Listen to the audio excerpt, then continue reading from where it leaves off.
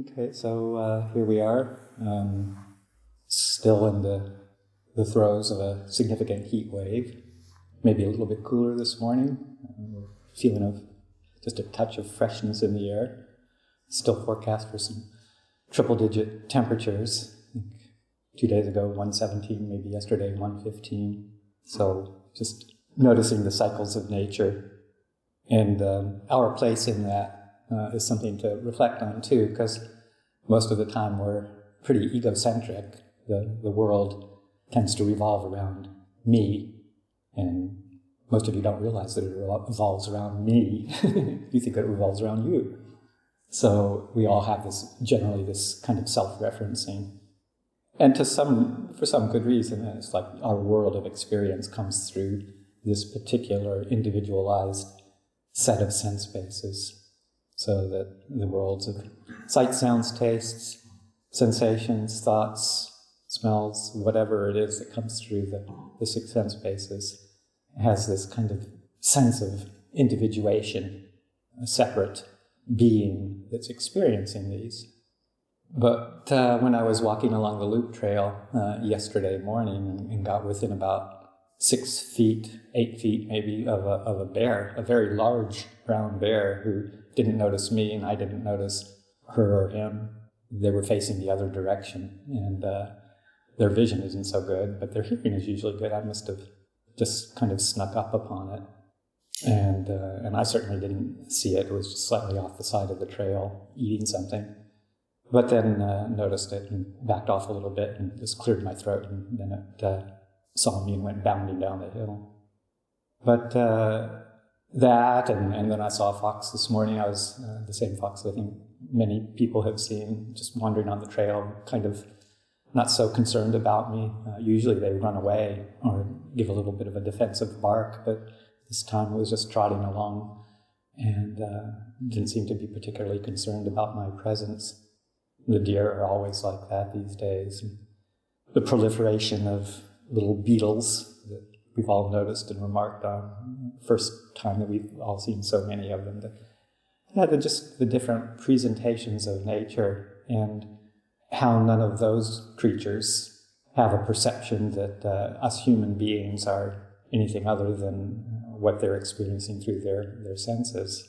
There may be some associated fear or delusion around who and what we are from their standpoint, but they pretty much just react to that conditioning in the moment, but not with really recognizing, who we think we are and our own self-importance.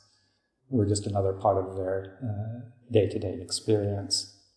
So I remember before I was a monk, I was in the throes of some sort of self-absorption, self-concern, centered around something about me, of course, and kind of obsessing about something. And somebody kind of wryly looked at me and commented, you're not as important as you think you are. And I thought that was a good reflection.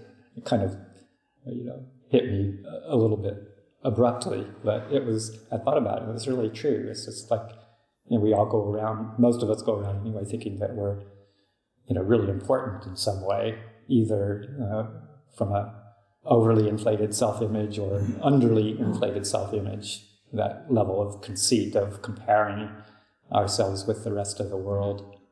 I'm inferior, I'm the same as, I'm superior to other beings in any particular interaction or in general. All of those are a form of self-absorption in a way, self-confusion.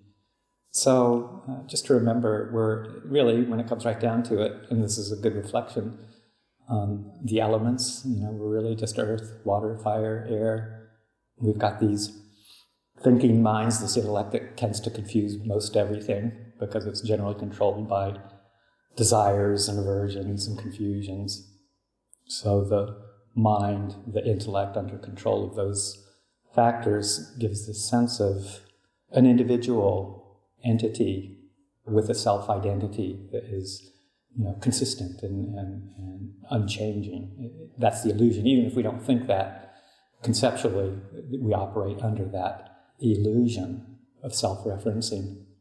So just to reflect on that, are we really any different than the bears and the deer and the foxes and the beetles and the hornets and all the little various creatures of this varied world, all just doing their thing according to conditioning, and to recognize that we're really not as important as we think we are, and to not be concerned about that, but just to actually take delight in that. It's kind of a relief if you operate from that perspective of just another set of conditions, and we want to cultivate the skillful ones and the harmonious ones and all the peaceful states of mind that support our well-being, but moving towards just letting go of any kind of identification that that's who we are, or that we own any of these characteristics.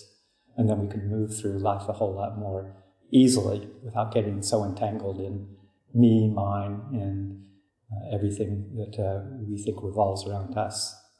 We see it all as just part of nature. So I'll leave that for morning reflection.